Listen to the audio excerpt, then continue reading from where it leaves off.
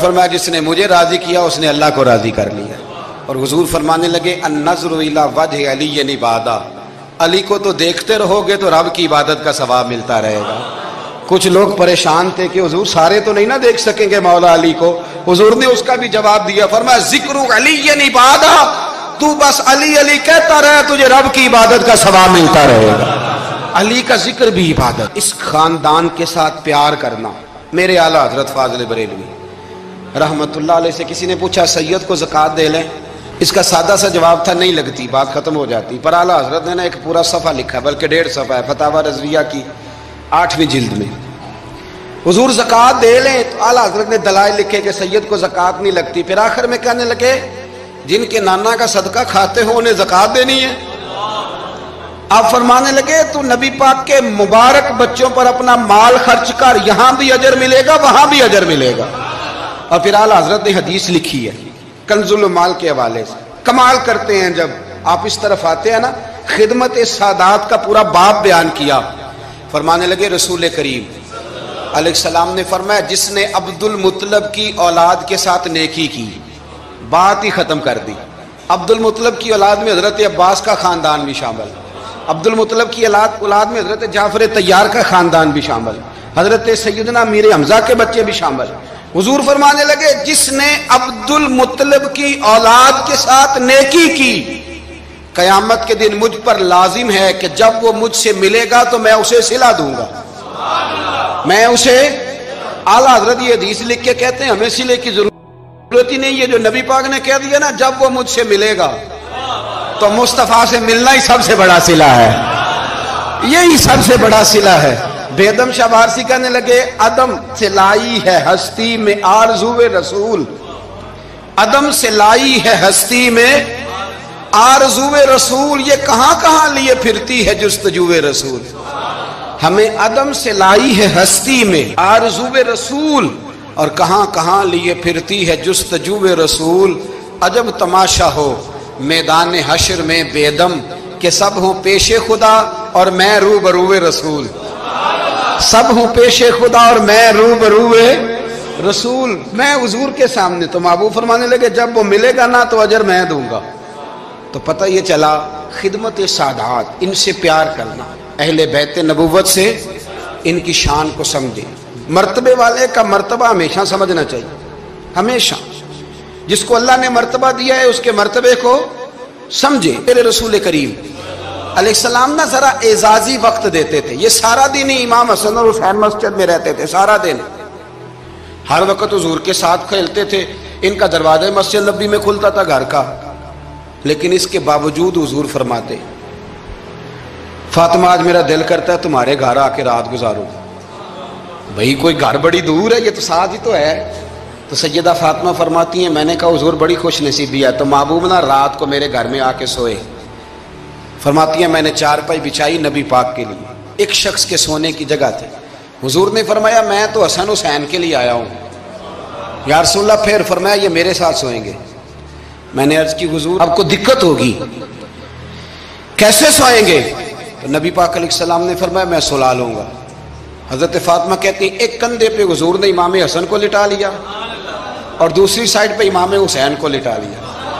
کہتی ہیں امام حسین کی عادت تھی وہ رات کو دودھ مانگتے تھے، میں نے برتن میں رکھا ہوتا تھا، میں ڈال کے دیتی تھی، بچے مانگتے ہیں نا رات کو دودھ۔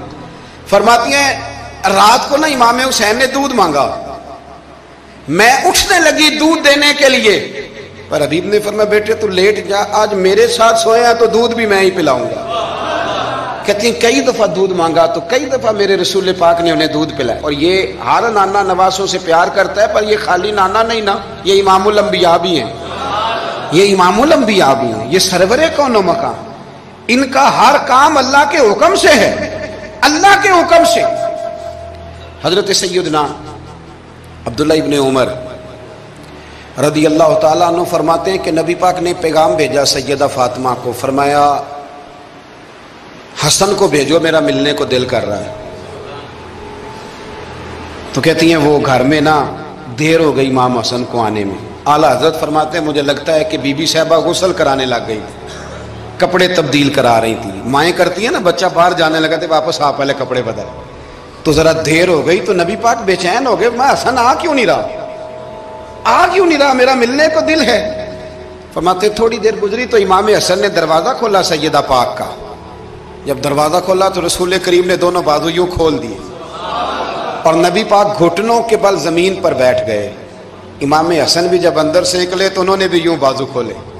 تو کہتے ہیں رسول کریم کے جب گلے سے آ کے لگے تو عبداللہ ابن عمر کہتے ہیں میں نے حضور کی آنکھوں میں آنسو دیکھے اور محبوب ان کا ماتھا چوم کے کہنے لگے اے اللہ میں ان دونوں سے محبت کرتا ہوں, تو بھی ان سے محبت فرما. میرے اللہ جو میرے حسن حسین سے محبت کرے اس بندے سے بھی محبت فرما, جو ان سے پیار کرے اس سے بھی. ہمارے بزرگوں کو نا اہل بیت سے بڑا پیار ہوتا تھا, اصحاب کے بھی غلام اور اہل بیت کے بھی. میں نے کہا ہے کہ اب ہمارے مزاجوں میں نا خشکی آ گئی ہے, اور یہ اخلاق کی بات کریں, یہ سیدھی سیدھی نماز روزے کی بات کریں, اصول کی. وہ جو ادب تھا, وہ جو عشق تھا, وہ جو وارفتگی تھی, وہ حسن کدھر گیا؟ حضرت عمر سے زیادہ تو اصول پسند کوئی نہیں نا, ان سے زیادہ سخت مزاج اصول پسند بندہ تو کوئی نہیں نہ ملے گا امت کو. امام حسین 10-10.5 سال عمر تھی, بچے تھے, مسجد میں آئے. حضرت عمر خطبہ دے رہے, جہاں اصول کی بات ہوگی وہاں اصول کی ہوگی, اور جہاں عشق کی ہوگی, جہاں عشق کی ہوگی. نماز پڑھا کہ میں تہیں ول ویکھا, محنو تے کعبہ بھول گیا آئی. تو امام حسین آئے مسجد نبی میں, حضرت عمر خطبہ دے رہے تھے, مولا علی کے ساتھ آئے بچے جمعہ پڑھنے. امام حسین آئے تو جناب عمر کے سامنے کھڑے ہو گئے, کہنے لگے عمر نیچے اترو, میرے نانا کا ممبر ہے. حضرت علی نے بازو تھاما, کہا یہ کیا کہہ رہے ہو؟ تو جناب فاروق اعظم فرمانے لگے جمعہ ہو رہا ہے, خطبہ ہو رہا ہے, لوگ جمعہ پڑھنے آئے ہوئے ہیں, اس میں اب بچہ آ جائے تو کیا جمعہ چھوڑا جائے گا؟ لیکن جہاں ادب ہے وہاں ادب ہے. حضرت علی کہنے لگے حسین یہ کیا کہہ رہے ہو, بیٹھ جاؤ. تو حضرت عمر فاروق فرمانے لگے علی آپ نہ بیچ میں ہیں, یہ میرا اور حسین کا معاملہ ہے, آپ نہیں بیچ میں ہیں, آپ ہٹ جائیں, میرا اور حسین کا مسئلہ. کیا کہا بیٹے؟ کہا عمر اترو, میرے نانا کا ممبر ہے. اتنا بڑا آدمی جسے کیسر و کسرا ہلا نہ سکے, جو درہ مارے تو زمین کا زلزلہ رک جائے, جو سورج کو حکم دے تو سورج چہرہ بدل جائے, وہ شخص جو دریا کو خط لکھے تو خشک دریا بہنے لگے. عمر اترو, میرے نانا کا ممبر ہے.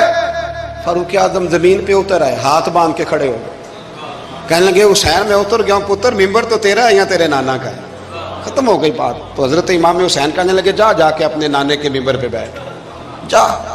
تو فاروق اعظم کی چیخ ہی نکل گئی, کہنے لگے پتر میں تو اونٹ چرانے والے کا بیٹا ہوں, میرے نانے کا کوئی ممبر نہیں یار, میں تو اونٹ چرانے والے کا, میرے نانے کا کوئی ممبر ہی کوئی نہیں, تو کدھر جاؤں؟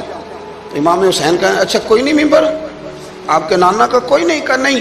چل ٹھیک ہے پھر میرے نانا کے ممبر پہ بیٹھ جاؤ, اور میرے نانا کے ممبر پہ بیٹھ جاؤ. مجھے لگتا ہے فاروق اعظم بولے ہوں گے, انہوں نے کہا ہوگا کہ لوگوں میں مرضی سے نہیں بیٹھا, مجھے ابو بکر نے بٹھایا تھا, پھر حسین کے کہنے پہ اترا ہوں, اب دوبارہ مجھے حسین ابن علی نے بٹھایا ہے, کسی میں جرت ہے تو عمر کو ہلا کے دکھائے, طاقت ہے. تو بھئی یہ پیار رسول اللہ کے خاندان سے, یہ وارفتگی, یہ ذوق, ہم تو ہٹ گئے ان چیزوں سے. شیخ الاسلام والمسلمین خواجہ قمر الدین سیالوی,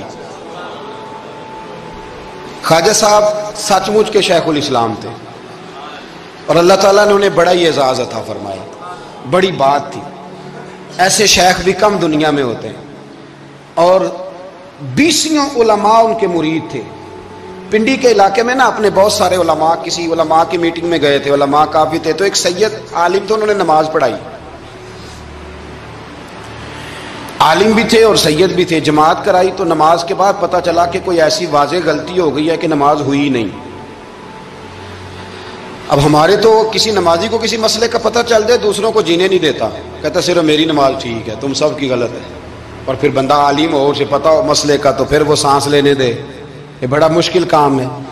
علم یہاں بالکل زیادہ ہو تو پھر بندے کو حوصلہ ہوتا ہے, اس پہ کو پتہ ہے تھوڑا پانی ہوتا ہے نا برتن میں تو آوازیں زیادہ نکالتا ہے. علماء سارے کہنے لگے جی جلدی سے بتائیں جی حضرت صاحب وہ نماز نہیں ہوئی. تو خواجہ صاحب فرمایا چپ کر جو, پتہ مجھے بھی ہے نماز نہیں ہوئی, پر مسئلہ یہ ہے میرا مولوی نہیں نا, یہ رسول اللہ کا خاندان ہے. اور تیری نسل پاک میں ہے بچہ بچہ نور کا. فرمایا یہ حضور کا خاندان ہے. چپ کر جاؤ, طریقے سے بات کرنی, ادب سے. اور کوئی عالم ہوتا تو میں لقمہ دیتا, یہ سادات ہیں, چپ کرو. چلو کہنے لگے میں نہ سوچ رہا ہوں کہ کوئی جملہ مل جائے تو شاہ جی کو کہوں کہ نماز نہیں ہوئی. حالانکہ بڑے عالم تھے خواجہ صاحب, بہت زبردست قسم کے محقق عالم. تھوڑی دیر کے بعد کہنے لگے لو جی مجھے نا مل گیا جملہ, میں شاہ جی کو بتانے لگا ہوں. کہا بتائیں. تو سلام لیا آگے جا کے, شاہ جی کے ہاتھ چومے. کہنے لگے حضور آپ کے پیچھے نماز پڑھی ہے, سید ہیں تو مزہ بڑا آیا ہے, ان 4 رکعتوں کا بڑا ہی مزہ آیا ہے.